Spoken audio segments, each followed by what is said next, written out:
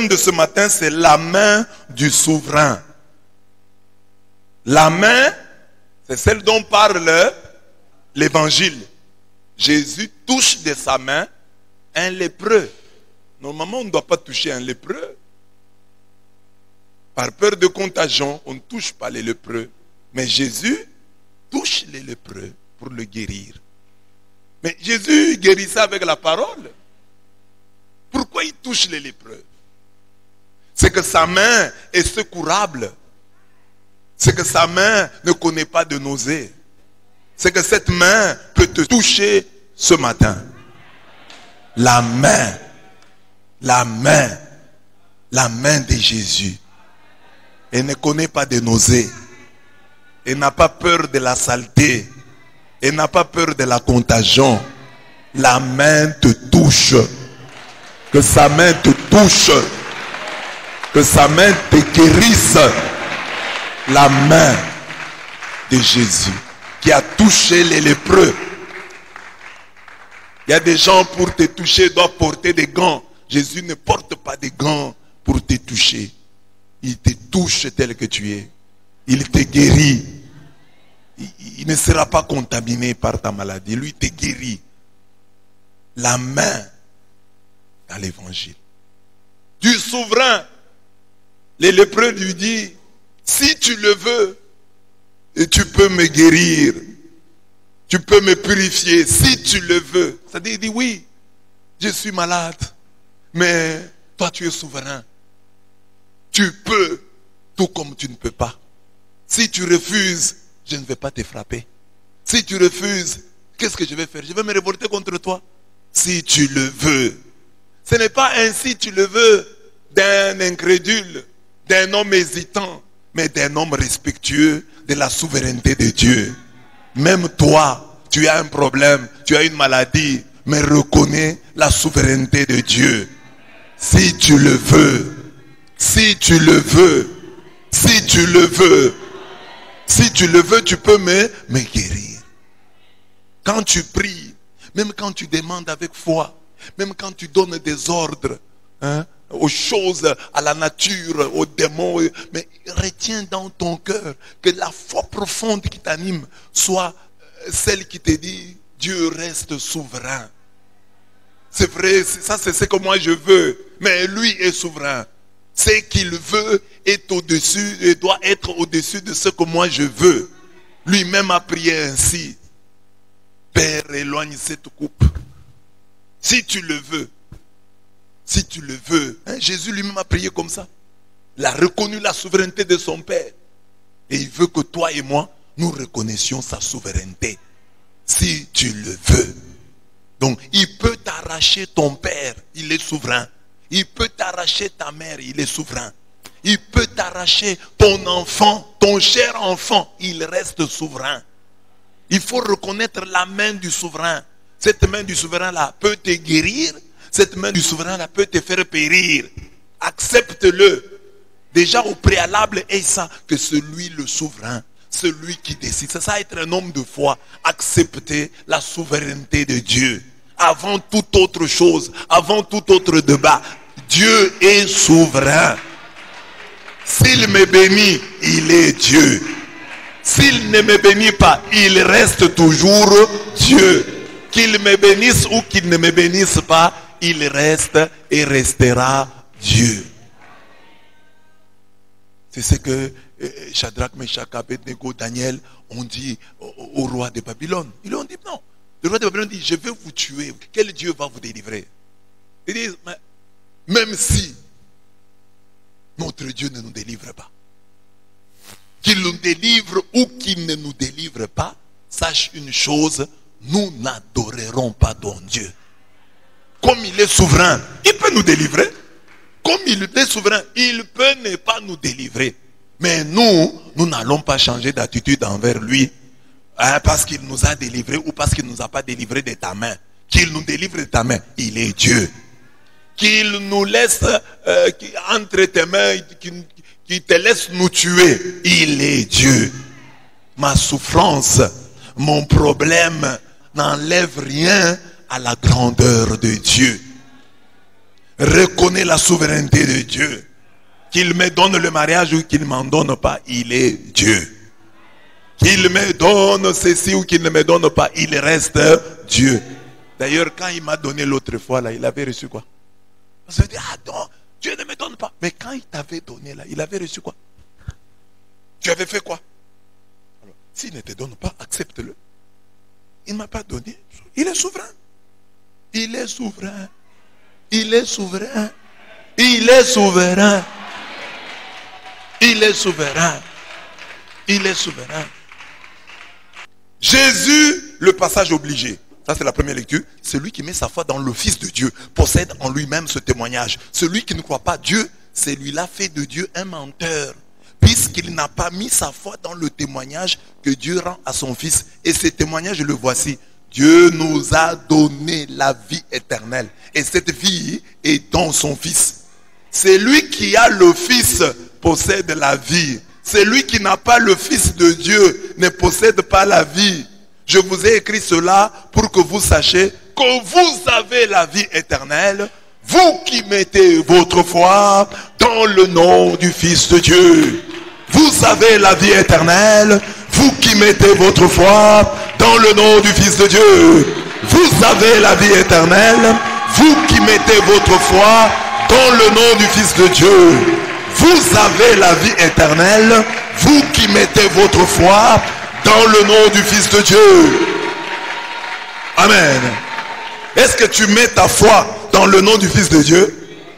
Est-ce que vous mettez votre foi dans le nom du Fils de Dieu? Est-ce que vous mettez votre foi dans le nom du Fils de Dieu?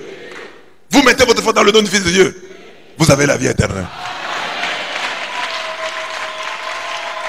Le texte est clair. Et quelqu'un va venir te troubler.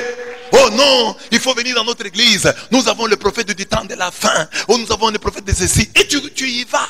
Alors qu'on dit ici, je vous ai écrit cela pour que vous sachiez que vous avez la vie éternelle, vous qui mettez votre foi dans le nom du Fils de Dieu.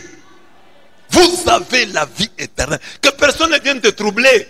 En Jésus, l'autocommunication divine a atteint son point culminant. En Jésus-Christ, Dieu s'est autocommuniqué de manière définitive. Donc la révélation, c'est l'autocommunication divine qui a atteint en Jésus-Christ son point culminant. En effet, après nous avoir parlé par les prophètes en ces temps qui sont les derniers, Dieu nous a parlé par son Fils qu'il a établi héritier de toutes choses, par qui aussi il a fait les siècles. Ce Fils-là, il est le resplendissement de sa gloire, l'effigie de sa substance. Ce Fils qui soutient l'univers par sa parole puissante, ayant accompli la purification des péchés, s'est assis à la droite de la majesté dans les hauteurs. Hébreux 1, 1 à 3. Il dit, Dieu nous a parlé par les prophètes. En ces temps qui sont les derniers, il nous a parlé par son Fils. En ces temps qui sont les derniers. Donc depuis 2000 ans, nous sommes dans les derniers temps. Dieu nous a parlé par son Fils. Il n'y aura plus de prophètes. Jésus-Christ est la dernière cartouche de Dieu. Jésus-Christ est le passage obligé. Il n'y a pas après Jésus un autre passage obligé. Il n'y a pas après Jésus un autre passage obligé. L'unique passage obligé, c'est Jésus-Christ. Si quelqu'un vient vous dire que c'est moi le passage obligé, c'est lui l'antichrist. Si l'on prêche sur quelqu'un, on dit c'est lui le passage obligé, c'est lui qui prêche ainsi et celui qui parle ainsi de celui-là, tous les deux sont des antichrists. Regardez, depuis 2000 ans, nous parlons de Marie, la mère de Dieu, celle qui a engendré Jésus. Mais nous n'avons jamais dit que Marie est un passage obligé. Nous n'avons jamais dit ça. Amen. Nous n'avons jamais dit ça. Mais il y a des gens qui disent, pour aller au ciel, il faut croire au message de tel. Alors, nous disons, Marie, prie pour nous. Eux disent, pour aller au ciel. Est-ce que vous avez déjà entendu un catholique vous dire, pour aller au ciel, il faut réciter le rosaire, il faut croire en Marie? Non. Mais eux qui nous critiquent là ont des enseignements. Il faut croire en Branham, il faut croire en Philippe Kakou, il faut croire en Kadimamou Akwidj, il faut croire en Kazadi Nkobong. Il faut croire. Si tu ne crois pas, tu es perdu. Alors, maintenant, les catholiques sont complexés. Toi, tu as déjà dit ça. Regarde ce qu'eux disent. C'est Jésus le passage obligé. Après Jésus, il n'y a plus de prophète majeur. Après Jésus, il n'y a plus de messager majeur. En ces temps qui sont les derniers, Dieu nous a parlé par son Fils. Les prophètes qui viennent après, là, oui, c'est Éphésiens 4. Les 5 ministères, ça vient après. Il nous a parlé par les prophètes. Mais en ces temps qui sont les derniers, il nous a parlé par son Fils. Et le Fils est qui? On dit le Fils est le resplendissement de sa gloire. Il est le reflet de sa gloire. Bon, maintenant, nous avons le reflet de sa gloire. Nous avons l'effigie de la substance de Dieu. C'est en Jésus-Christ. Maintenant, toi, tu viens, tu t'appelles Branham, tu t'appelles Philippe Kakou, tu t'appelles, c'est pas qui. Tu viens, tu nous dis quoi? Est-ce que tu es le resplendissement de la gloire de Dieu? Est-ce que tu es l'effigie de sa substance? Est-ce que c'est toi qui soutiens l'univers par ta parole puissante? Parce que quand tu viens, il faut que tu nous dises que tu dépasses Jésus. Parce que c'est Jésus qui est le resplendissement de la gloire de Dieu. C'est Jésus qui est l'effigie de la substance, la photo. C'est Jésus le selfie de Dieu. On dit, c'est lui le Fils qui soutient l'univers par la puissance de sa parole. Donc, l'univers ici tient grâce à la parole de Jésus. Alors, toi là, hein, qu'est-ce qui tient grâce à ta parole? Rien. Alors, tu vas dire, toi, tu es plus que Jésus. Tu viens après Jésus, il faut croire en toi. Non. Vous avez la vie éternelle, vous qui mettez votre foi dans le nom du Fils de Dieu. Qu'on ne vienne pas vous prêcher quelqu'un d'autre. Dès que vous mettez votre foi dans le nom du Fils de Dieu, vous avez la vie éternelle. Vous avez la vie éternelle. Et puisque dans le nom du Fils, vous avez la vie éternelle, donc dans le nom du Fils, vous avez aussi la vie matérielle ici, la vie éphémère ici. Donc, vous avez le mariage dans le nom du Fils de Dieu. Puisqu'en lui, vous avez déjà la vie éternelle. Vous avez le mariage, vous avez le voyage, vous avez toutes les grâces et toutes les bénédictions. Sans porter préjudice, bien entendu, à sa souveraineté. Jésus s'est assis à la droite de la majesté dans les hauteurs. Jésus est donc la dernière cartouche de Dieu. Pour le comprendre, il faut relire la parabole des vignerons homicides. Un homme était propriétaire et il planta une vigne et il l'entoura d'une clôture. Il creusa un pressoir et il bâtit une tour. Puis il alloua des vignerons et partit en voyage. Quand approcha le moment de fruits, il envoya ses serviteurs aux vignerons pour en recevoir les fruits. Mais les vignerons se saisirent de ses serviteurs, battirent l'un, tuèrent l'autre, en lapidèrent un troisième. De nouveau, il envoya d'autres serviteurs, plus nombreux que les premiers, et ils les traitèrent d'eux-mêmes. Écoutez maintenant, finalement, répétons, répétons, finalement. Qu'est-ce qu'il fit finalement? Il leur envoya son Fils. Donc, finalement, Dieu nous a envoyé il a envoyé le prophète, ça n'a pas marché. Il a envoyé d'autres prophètes, ça n'a pas marché. Il dit, bon, finalement, je vais leur envoyer mon Fils. Finalement, il leur envoya son Fils. En se disant quoi? En se disant, ils respecteront mon Fils. Ils n'ont pas respecté mes serviteurs. Je leur envoie mon Fils pour qu'ils les respectent. Bon, maintenant, vous venez dire non. Après avoir encore envoyé son Fils, ils n'ont pas respecté. Il a envoyé son serviteur. Non, il ne peut plus envoyer des serviteurs. Parce que finalement, il a envoyé. C'est ça sa dernière cartouche. Il leur a envoyé son Fils. Finalement, il leur a envoyé son Fils en se disant, ils respecteront mon Fils. Mais les vignerons, en voyant le Fils, se dirent par devers eux, celui-ci est l'héritier. Venez, tuons-le, que nous ayons son héritage. Et le saisissant, ils le jetèrent hors de la vigne et le tuèrent. Lors donc, que viendra le maître de la vigne? Que fera-t-il à ces vignerons-là? Il fera misérablement périr ces misérables et il louera la vigne à d'autres vignerons qui lui en livreront les fruits en leur temps. Jésus leur dit, n'avez-vous jamais lu dans les Écritures, la pierre qu'avaient rejetée les bâtisseurs, c'est elle qui est devenue pierre de fête. C'est là l'œuvre du Seigneur et elle est admirable à nos yeux. Matthieu 21, 33 à 42. Jésus a donc été finalement envoyé en ces temps qui sont les derniers pour que nous ayons la vie éternelle en son nom. Dieu nous a donné la vie éternelle et cette vie est dans son Fils. Celui qui a le Fils possède la vie. Celui qui n'a pas le Fils de Dieu ne possède pas la vie. Je vous ai écrit cela pour que vous sachiez que vous avez la vie éternelle, vous qui mettez votre foi dans le nom du Fils de Dieu. Je vous ai écrit pour que vous sachiez que vous avez la vie éternelle, vous qui mettez votre foi dans le nom du Fils de Dieu.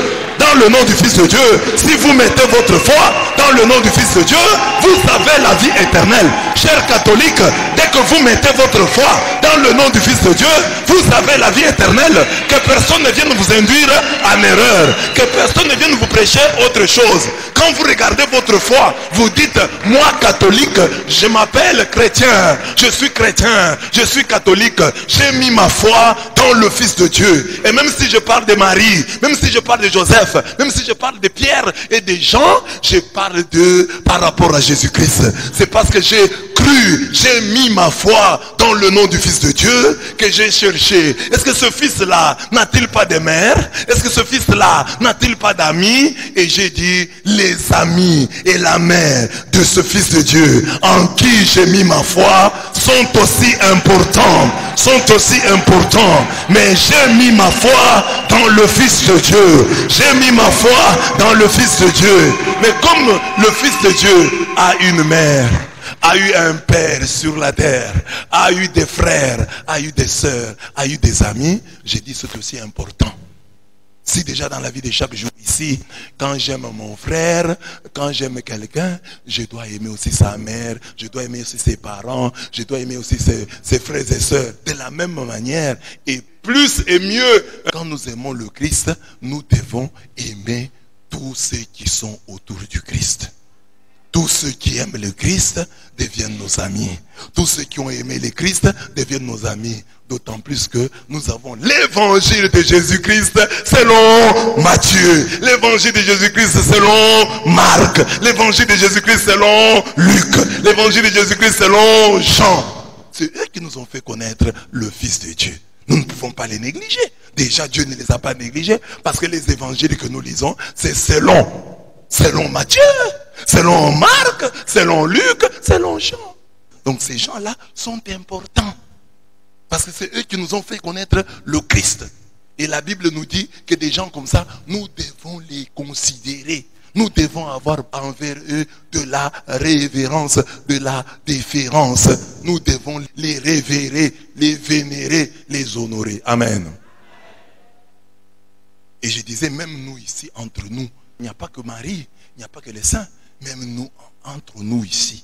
Hein, si nous nous regardons bien, si nous essayons de bien vivre, c'est parce que nous avons mis notre foi dans le nom du Fils de Dieu. Si nous nous pardonnons, c'est parce que nous avons mis notre foi dans le nom du Fils de Dieu. Si le Fils de Dieu n'était pas venu, j'aurais déjà pris des décisions terribles sur toi et sur tel autre. Mais c'est le nom du Fils de Dieu qui me retient. Parce que j'ai mis ma foi en lui, mon comportement en est positivement affecté. Amen. Amen. Ce texte montre qu'après Jésus, il n'y a ni alliance, ni message, ni messager majeur. Tous ceux qui viennent après Jésus viennent entrer dans son alliance, viennent expliciter son message, son évangile, qui est la lumière du matin, qui est la lumière de midi et qui est la lumière du soir. Si vous avez une lumière du soir, Jésus-Christ est la lumière du matin, de midi et du soir. C'est Jésus-Christ. Il n'y a pas d'autre lumière. Tous ceux qui peuvent venir sont un éclairage. Mais la lumière, c'est Jésus-Christ. Ne confondez pas éclairage et lumière. Amen. Dis à ton voisin, même si tu brilles, tu ne seras jamais lumière. Tu ne seras jamais la lumière. Tu seras toujours un éclairage. Dire le contraire C'est faire de Dieu un menteur. Lui qui a rendu un si grand témoignage à son fils. À sa naissance, l'Esprit a témoigné, car il est né d'une vierge, conçu par la puissance du Saint-Esprit. Sortez-nous votre prophète et dites-nous de qui il est né. Le nôtre est né d'une vierge. Acclamons notre Sauveur, né d'une vierge. L'Esprit a témoigné. L'Esprit a témoigné. Il a été conçu par la puissance du Saint-Esprit. Il est né d'une vierge. Né d'une vierge. C'est ça on dit, l'Esprit témoigne en sa faveur. Parce que le Saint-Esprit était là à sa naissance. Et il a été conçu par la vertu du Saint-Esprit. L'Esprit a témoigné. Alors vous venez avec un prophète. Il est né d'une vierge. Quand déjà tu commences le débat, nous te posons la question. Ton prophète là, est-il né d'une vierge? Non, quitte ici. Si tu viens me présenter un prophète qui serait plus grand que Jésus, je te pose la question. Est-il né d'une vierge? Si tu réponds non, va me chercher ailleurs. Ne viens plus ici devant moi. Amen. À sa naissance, l'Esprit a témoigné, car il est né d'une vierge, conçue par la puissance du Saint-Esprit. Le jour de son baptême et durant tout son ministère, l'eau a parlé. Le témoignage de l'eau. L'eau a parlé. Plongé dans l'eau, une voix retentit. Celui-ci est mon fils bien-aimé, en qui j'ai toute mon affection. Au noces de Cana, l'eau en devenant vin lui a rendu témoignage qu'il est le Shiloh. Il est le Shiloh. C'est lui qui multiplie notre vin. C'est lui qui nous donne le vin en abondance. Le Shiloh, promis par Genèse 49. Amen. On dit dans la première lecture, l'Esprit a témoigné. L'eau a témoigné. C'est ce que je suis en train de vous expliquer. L'Esprit a témoigné. Il est né d'une vierge. L'eau a témoigné. Le jour de son baptême, il est dans l'eau. Il y a la voix qui s'est fait entendre. Celui-ci est mon fils bien-aimé. Durant son ministère, le premier miracle, il change l'eau en vin. L'eau a encore témoigné. En calmant les eaux déchaînées et en marchant sur les eaux, sans bateau, il montra qu'il n'était pas n'importe qui. Alors, durant son ministère, il marche sur les eaux. Il calme les eaux. Il montre que l'eau a témoigné. Si l'eau t'attaque, toi, tu ne vas pas survivre. Mais lui a arrêté l'eau. L'eau a témoigné en sa faveur. L'eau a témoigné qu'il est le Fils de Dieu. L'eau a témoigné qu'il n'est pas n'importe qui. À sa naissance, c'est l'Esprit qui a témoigné. Parce qu'il est né d'une vierge. Durant son ministère, l'eau a témoigné. Le jour de son baptême, il est dans l'eau. La voix retentit. Celui-ci n'est pas n'importe qui. C'est mon fils bien-aimé. Le premier miracle de sa vie, il change l'eau en vin. L'eau a témoigné que celui-ci peut nous changer en vin. Je m'appelle eau, je suis utile, mais c'est lui qui peut me rendre agréable. Amen. Amen. Et puis après, durant son ministère, il marche sur les eaux, il calme les eaux. Et les gens disent, qui est donc cet homme à qui les vents, les tempêtes et la mer obéissent? L'eau a témoigné en sa faveur. À Golgotha, l'eau et le sang ont coulé. L'eau a encore témoigné à Golgotha. Parce que quelqu'un qui meurt, il reçoit une lance dans sa côte et l'eau et le sang sortent. Médicalement, ça ne s'explique pas. L'eau et le sang sortent. L'eau là a encore témoigné. Mais le sang aussi a témoigné. Parce que le texte dit, le sang a témoigné. À Golgotha, le sang qui a coulé, qui crie plus fort que celui d'Abel et qui couvre nos péchés, rend un vibrant témoignage à Jésus qui, en tant qu'amour, est allé plus loin qu'aucun de nos amoureux. Il n'y a pas de plus grand amour que de donner sa vie. La vie est dans le sang chez les Juifs, de donner sa vie pour ceux qu'on aime. Il a versé son sang pour toi. Le sang qui a coulé à Golgotha témoigne en sa faveur. Il est celui qui t'aime. Il est celui qui t'aime le plus parce qu'il est allé jusque là. Et il est celui que tu dois aimer le plus car lui est allé jusque là. Il n'y a pas de plus grand amour que de donner sa vie pour ceux qu'on aime. Les gens qui prétendent t'aimer ne mourront pas pour toi. Ne mourront pas pour toi. D'abord, mouiller leur maillot pour toi, c'est compliqué. Se mouiller pour toi, c'est compliqué. Te défendre à tout moment, c'est compliqué. Mais Jésus est mort pour toi. Jean 15, 3. Il n'y a pas de plus grand amour que de donner sa vie pour ceux qu'on aime. Amen. Saint Paul a bien compris et bien personnalisé cet amour. Lorsqu'il dit, ma vie présente dans la chair, je la vis dans la foi au Fils de Dieu qui m'a aimé et s'est livré pour moi. Le Fils de Dieu qui m'a aimé et s'est livré pour moi. Le Fils de Dieu qui m'a aimé et s'est livré pour moi. Ne dis pas seulement, il n'y a pas de plus grand amour que de donner sa vie pour ceux qu'on aime. Il faut que tu dises, ma foi, ma foi, ma foi, je l'offre au Fils de Dieu qui m'a aimé. Personnalise ça, qui m'a aimé et qui s'est livré pour moi. Ne dis pas seulement Dieu a tant aimé le monde. Dis le Fils de Dieu m'a aimé et s'est livré pour moi. Il m'a aimé et s'est livré pour moi. Il m'a aimé et s'est livré pour moi. Il m'a aimé et s'est livré pour moi. C'est ça les textes qui changent les chrétiens. Quand un chrétien ne comprend pas ça, il aime seulement les textes. Oh, Dieu combattra pour toi. S'il est ému par ce genre de textes. Oh, Dieu va combattre pour toi. Tes ennemis ne te feront rien. Là, tu as la chair de poule. Il faut avoir la chair de poule ici. Lorsque tu entends, il m'a aimé et s'est livré pour moi. Il m'a aimé et s'est livré pour moi. Moi, le pécheur, le pauvre, le laissé pour compte. Moi, le méprisé, le méprisable. Il m'a aimé, s'est livré pour moi. Ah, moi! Qui dans ma vie m'a aimé et peut se livrer pour moi? Qui? Il n'y a que Jésus. Tous ces gens qui nous aiment ici, dès qu'il y a un problème, au lieu de se livrer pour nous, ils nous livrent. Ils vont nous livrer. Amen. Donc il n'y a que Jésus.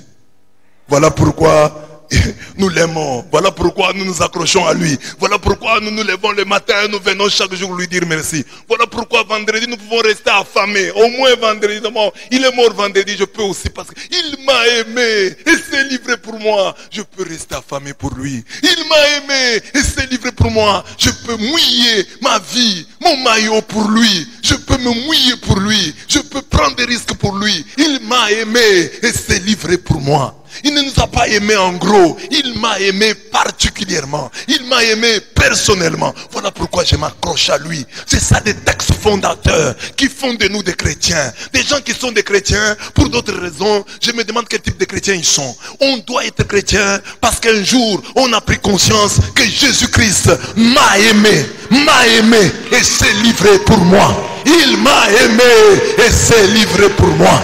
Il m'a aimé et s'est livré pour moi. Il a payé le prix de mes péchés. Il a payé ma dette. Il a payé ma dette. À cet homme, je m'accrocherai tous les jours de ma vie. À cet homme, je m'accrocherai tous les jours de ma vie. C'est ainsi que j'ai pris même son nom. C'est ainsi que je suis devenu chrétien.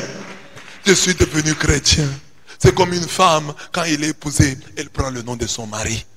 Moi aussi, comme il m'a aimé et s'est livré pour moi, il m'a épousé, j'ai pris son nom. Je suis devenu chrétien, c'est-à-dire un autre Christ.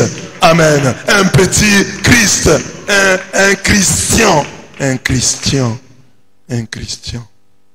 Un petit Christ. Monter à bord du train du souverain, c'est croire que le salut ne se trouve en aucun autre. Aucun autre nom sous le ciel n'a été donné aux hommes pour lequel nous devrons être sauvés. Acte 4, 12. Il n'y a aucun autre nom. C'est lui, la dernière cartouche. Les terminus de l'autocommunication dans la révélation de Dieu. J'ai dit que tous les autres qui viendront après Jésus, ce sera pour expliciter son message. Si quelqu'un dit moi j'apporte un message nouveau, c'est un sorcier, c'est lui l'antichrist. Tous ceux qui viennent après Jésus-Christ, ce sont ses commentateurs. Ils viennent commenter Jésus. Ils viennent expliciter. Ils viennent éclairer. Mais Jésus-Christ, c'est lui la dernière, la toute dernière cartouche de Dieu. Après Jésus, il n'y a plus rien de majeur. Tous nous sommes des mineurs. Prophètes mineurs. Prêtres mineurs, même minables. Après Jésus-Christ, nous sommes mineurs et minables. Il n'y a que lui. Cette lecture-là, c'est une lecture de Noël.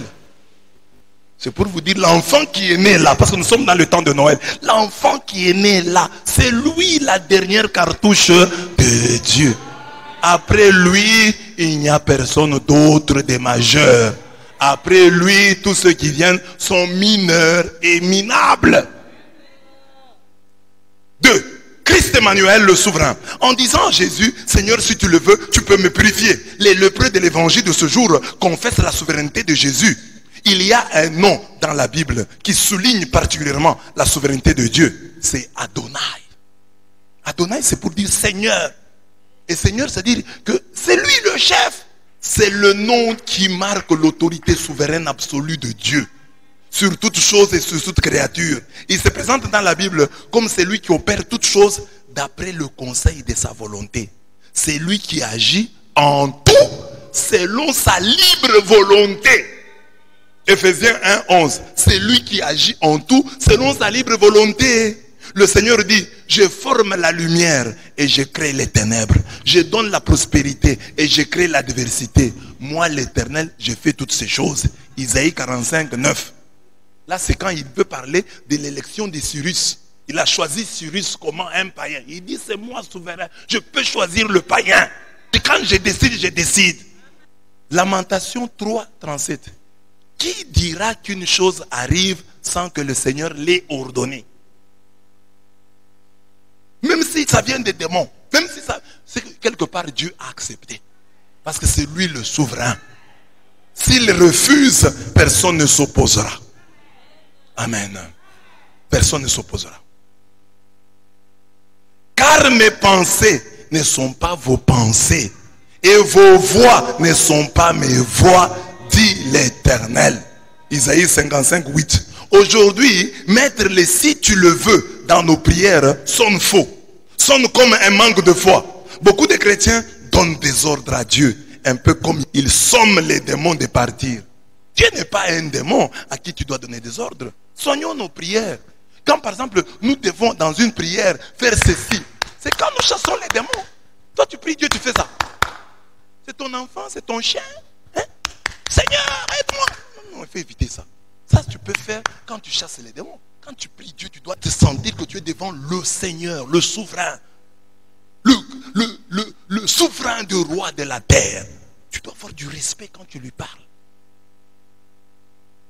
Même quand tu demandes, tu dois mettre les si.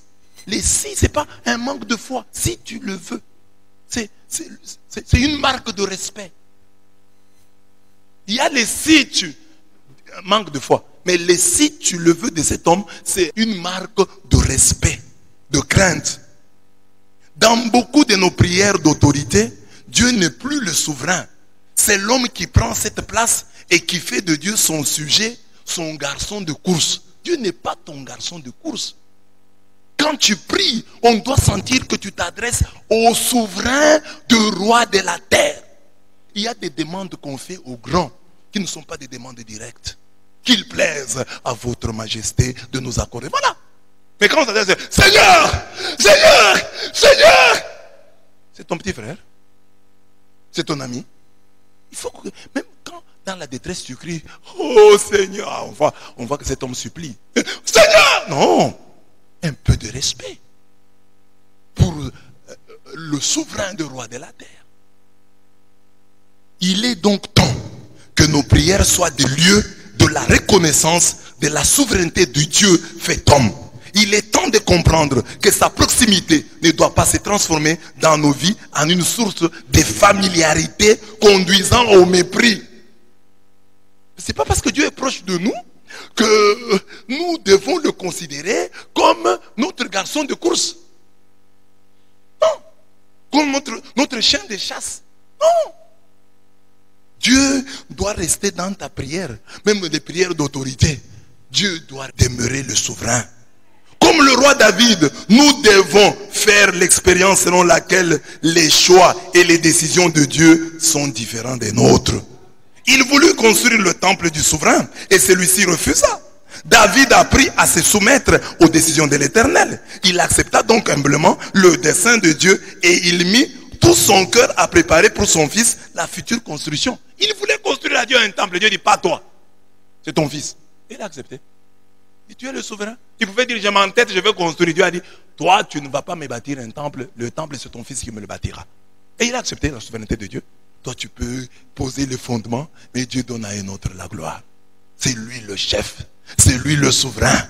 Il n'est pas ton garçon de course. Tu ne peux pas le servir en dehors de sa volonté. Tu ne peux pas le servir à ta manière. Tu dois le servir comme lui veut être servi. 1 Chronique 29, 2. Puis, rendant grâce à Dieu, en présence de toute l'assemblée d'Israël, le roi David prononça des paroles proclamant la souveraineté de Dieu en toutes choses.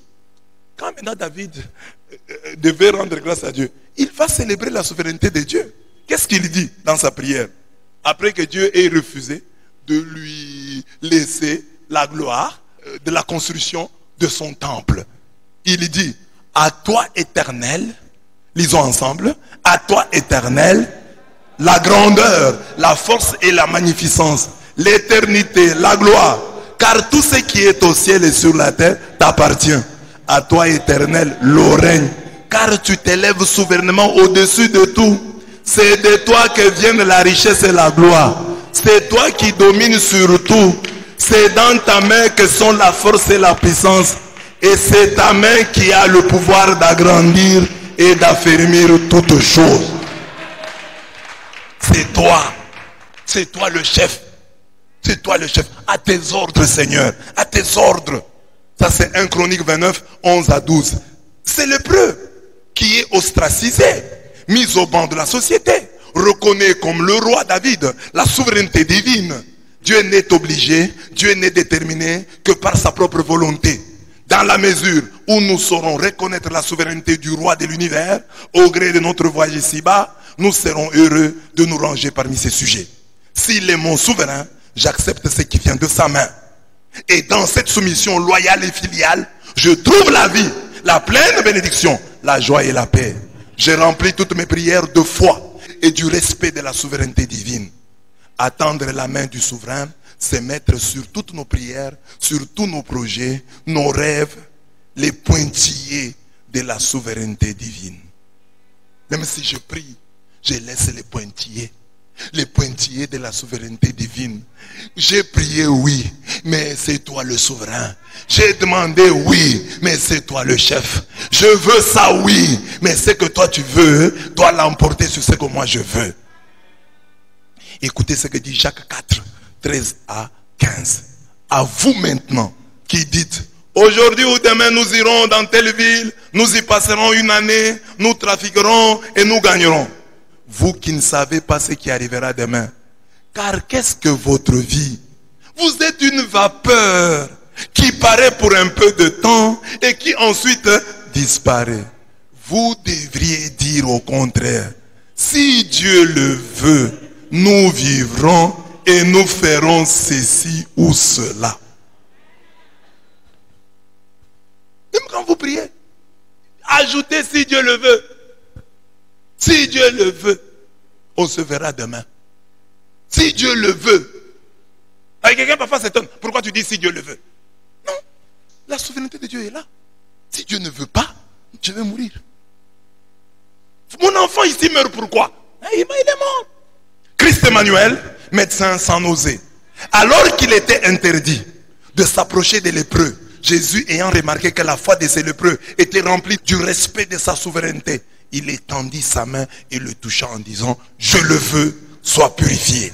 À l'instant même, la lèpre le quitta. Que ce matin Jésus te dise, je le veux, sois purifié. Je le veux. Jésus ne lui fait pas de reproches. Pourquoi tu dis je... Non, j'ai dit, je le veux. Si tu le veux, je le veux. Quand Jésus va voir que dans ton si tu le veux, il y a le respect pour sa souveraineté, Dieu va dire, je le veux. Respecte sa souveraineté. Ne dis pas si tu le veux par manque de foi, mais dis si tu le veux par respect de sa souveraineté. L'évangile dit que cet homme était couvert de lèpre, mais Jésus le touche sans gants, sans précaution, sans prudence. Il est le berger annoncé en Isaïe 40, 11. Comme un berger, il paîtra son troupeau. Il prendra les agneaux dans ses bras et les portera dans son sein. Il conduira les brebis qui allaitent. Quel est ce berger qui prend les agneaux dans ses bras et qui les porte dans son sein? C'est un berger extraordinaire. Le berger tire avec la corde l'agneau, le conduit avec la houlette, avec un bâton. Mais celui-ci, il porte les agneaux dans ses bras. Il les porte, il les prendra, il les prend dans ses bras et les porte dans son sein. Il n'a pas d'à nausée. Il est le berger par excellence qui décide de prendre lui-même en charge son troupeau. Je chercherai celle qui était perdue, je ramènerai celle qui était égarée, je penserai celle qui est blessée et je fortifierai celle qui est malade. Ézéchiel 34, 16. Il est le médecin sans nausée, il guérit ceux qui ont le cœur brisé et il pense leurs blessures. Il y a des gens qui pour rien au monde ne feraient la médecine parce que tout pour eux est nauséabond. Nauséabond. Mais lui, il guérit ceux qui ont le cœur brisé, il pense leurs blessures. Psaume 147, 3. Il est le bon samaritain sur la route de notre vie.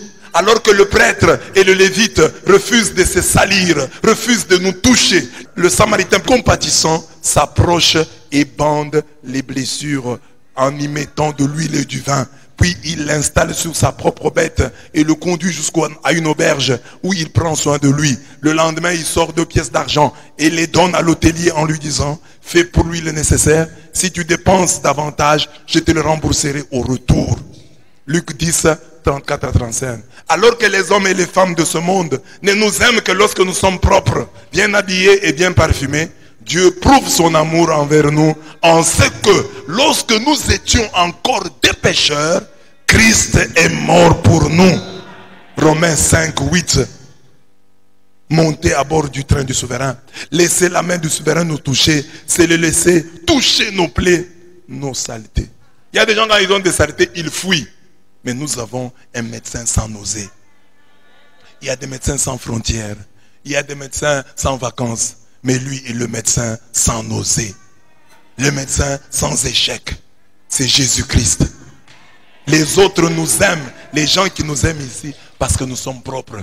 Viens un jour ici à l'église sale et assieds-toi à côté de quelqu'un. Tu verras des problèmes. Amen. Que Dieu nous aide. Que Dieu nous soutienne. Ah, ne pas passer à côté de ceci. Ne fuis pas Dieu parce que tu es sale. Ne fuis pas Dieu parce que tu as des péchés. Même quand tu es sale, viens chez Dieu. C'est lui qui va te nettoyer. Et c'est ça la foi des petits. Il y a beaucoup de gens qui ont abandonné l'église, qui ne fréquentent plus l'église à cause d'une erreur, à cause de 2 erreurs, à cause de 3 erreurs.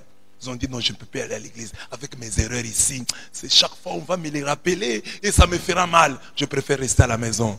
Dieu t'accepte, te touche malgré ta saleté. Il t'invite malgré ta saleté. Il a besoin de toi. Si les hommes se lassent de toi, Dieu lui t'aime.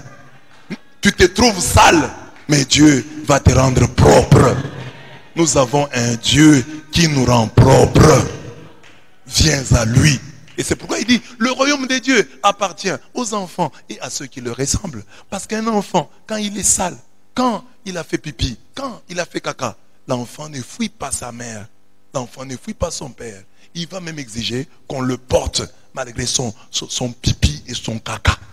Que Dieu nous aide. Que Dieu nous aide à demeurer des enfants auprès de Dieu. Dans ta foi, ne regarde pas le monde. Regarde Dieu. Le monde te trouvera toujours sale.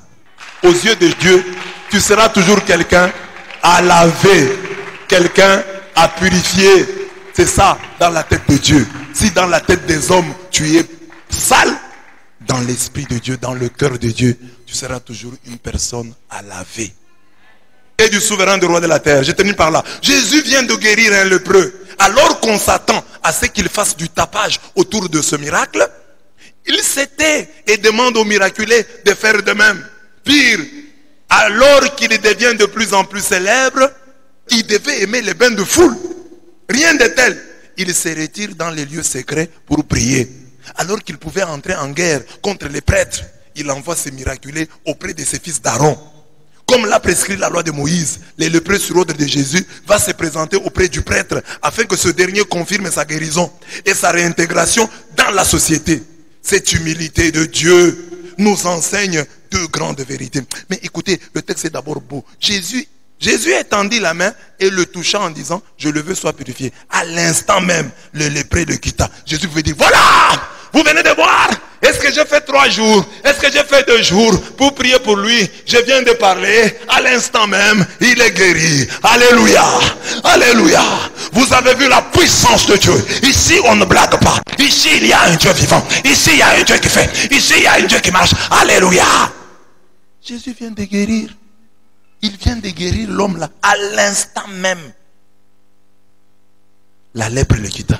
Alors Jésus lui ordonna de ne le dire à personne. Ne dis à personne. Tu as compris? Ne dis à personne. Ne dis à personne. Jésus. Que je ne dise à... Ne dis à personne. Ah.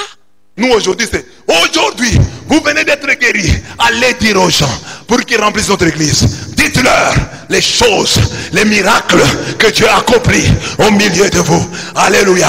Alléluia. Il y a un Dieu ici. Dieu n'est pas là-bas. Dieu est ici. Vous l'avez vous-même vu. Alléluia. C'est ça nos prédications d'aujourd'hui. Mais Jésus, lui, il fait miracle. À l'instant même, il dit, ne les dis à personne.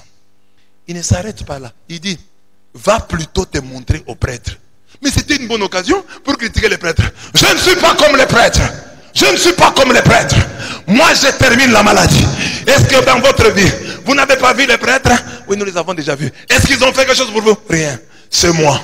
C'est moi. C'est moi. Non. Il dit, allez vous montrer aux prêtres.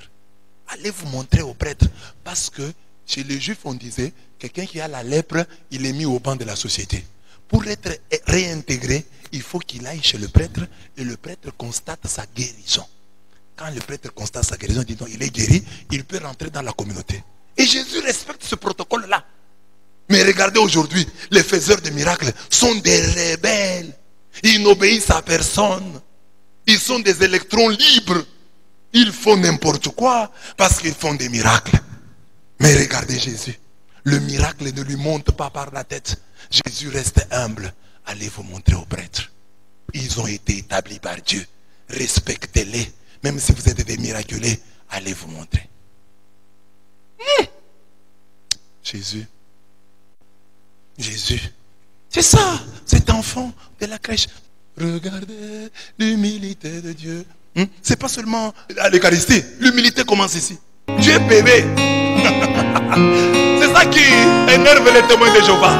Les branhamistes. Dieu est devenu bébé. Ah non, Dieu ne peut pas être bébé. Dieu est le... Parce qu'ils sont orgueilleux. Ils n'acceptent pas que Dieu puisse devenir comme ça. Ça heurte leur imaginaire collectif sur Dieu. Leur imaginaire religieux sur Dieu est heurté par ces petits enfants. Dieu est devenu comme ça. Dieu, torse nu, avec des couches. Ça, ils ne comprennent pas. Et c'est ça le monde. C'est ça la puissance de Noël. Si le monde pouvait comprendre que Dieu est devenu bébé à un certain moment de l'histoire, que Dieu venant en ce monde, lui qui pouvait naître d'un arbre, descendre du ciel, accepter d'entrer dans le ventre d'une femme et d'en sortir. Dieu réduit à sa plus simple expression. Dieu réduit à sa plus simple expression. Dieu bébé. Un Dieu comporte. Oh, un Dieu comporte, oui, un Dieu comporte. Un Dieu qu'on allaite. Un Dieu qui réclame le sein de sa mère. Non, ça ne passe pas dans la tête des orgueilleux que nous sommes. Nous ne pouvons pas comprendre cette humilité de Dieu. C'est pourquoi les gens sont opposés à Noël. Ils ne comprennent pas, ils ne réalisent pas l'humilité de Dieu. L'humilité de Dieu heurte leur orgueil. Ils sont tellement orgueilleux qu'ils ne peuvent pas imaginer un Dieu tout petit comme ça. Le petit Jésus. Un Dieu dans le ventre d'une femme. Un Dieu sortant du ventre d'une femme. Un Dieu lié à une femme par le cordon ombilical. Un Dieu dépendant d'une femme. Un Dieu qu'on peut prendre, qu'on peut cacher. Un Dieu, un Dieu si vulnérable. Pour être élevé par lui. Ne gardez rien pour vous. Offrez-vous tout entier à ce Dieu C'est Dieu qui se donne à vous. Cette représentation du bébé Jésus doit nous interpeller. Regardez l'humilité de Dieu. Dieu bébé. Le monde ne peut pas comprendre. Parce que l'homme veut être grand, même le petit. Nous sommes cette grenouille qui veut se faire ce crapaud, qui veut se faire aussi gros qu'un éléphant. Et il éclate. Il éclate. Mais là nous avons un Dieu, l'éléphant qui se fait crapaud. Le monde ne comprend pas. L'éléphant qui se fait grenouille. Comment le crapaud qui veut se faire éléphant va comprendre l'éléphant qui se fait grenouille? Il ne va pas comprendre. Va comprendre Dieu qui se fait homme? Il ne va pas comprendre. Et faites-lui hommage.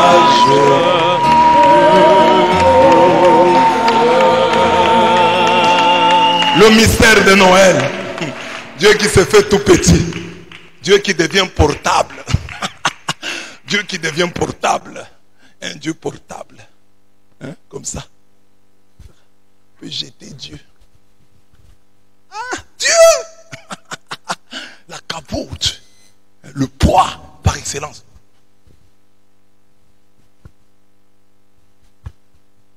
Avec le risque qu'il tombe.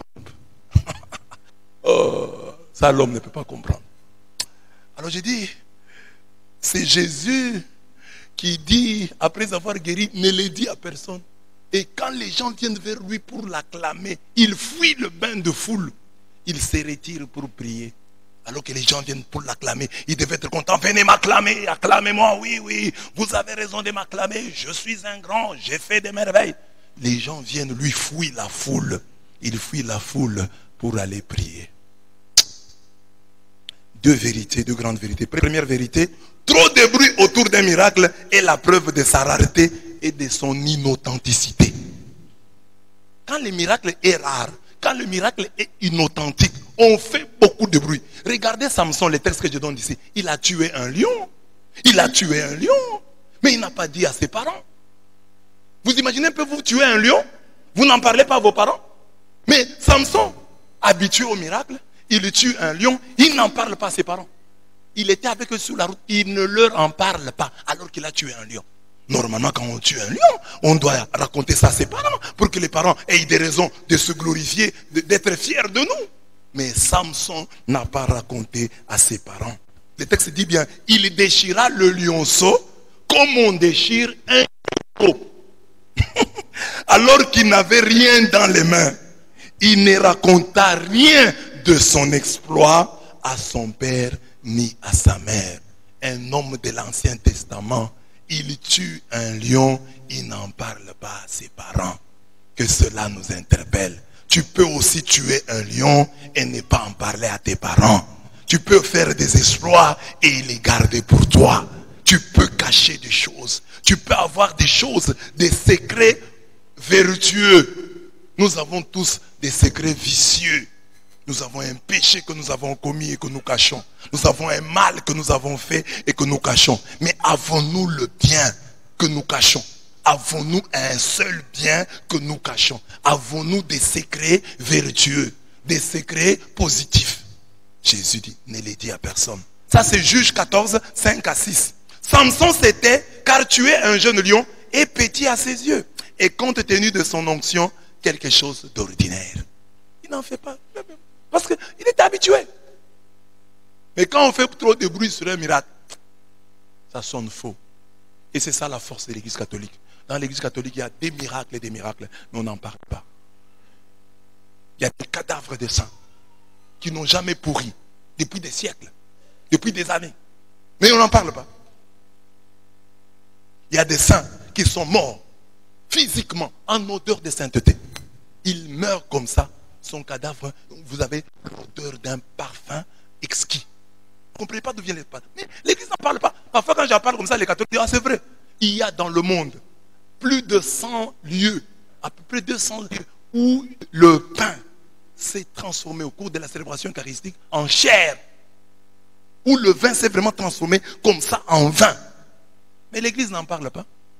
Parce que l'Église estime justement que les miracles, ça doit être l'ordinaire de la vie des chrétiens. On ne doit pas faire trop de bruit autour des miracles. Nous ne croyons pas en Dieu à cause des miracles, grâce aux miracles. Nous croyons en Dieu parce que nous l'aimons et les miracles nous accompagnent. Les miracles ne nous précèdent pas, ils nous accompagnent. Voici les signes qui accompagneront. Les miracles accompagnent la vie de l'Église. Dieu est dans le secret. Deuxième vérité. Évitez de faire vos bonnes actions devant les gens de telle façon qu'ils vous remarquent. Car alors vous n'avez pas de récompense à attendre de votre Père des cieux. Matthieu 6, 1.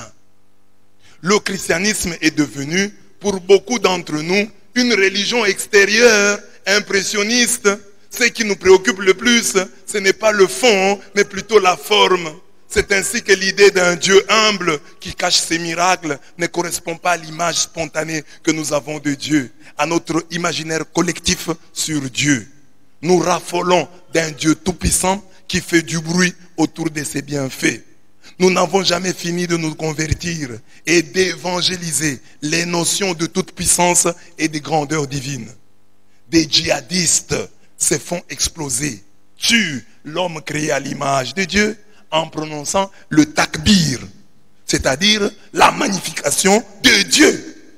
Allahu Akbar. Allahu Akbar est une expression arabe qui signifie Dieu est le plus grand.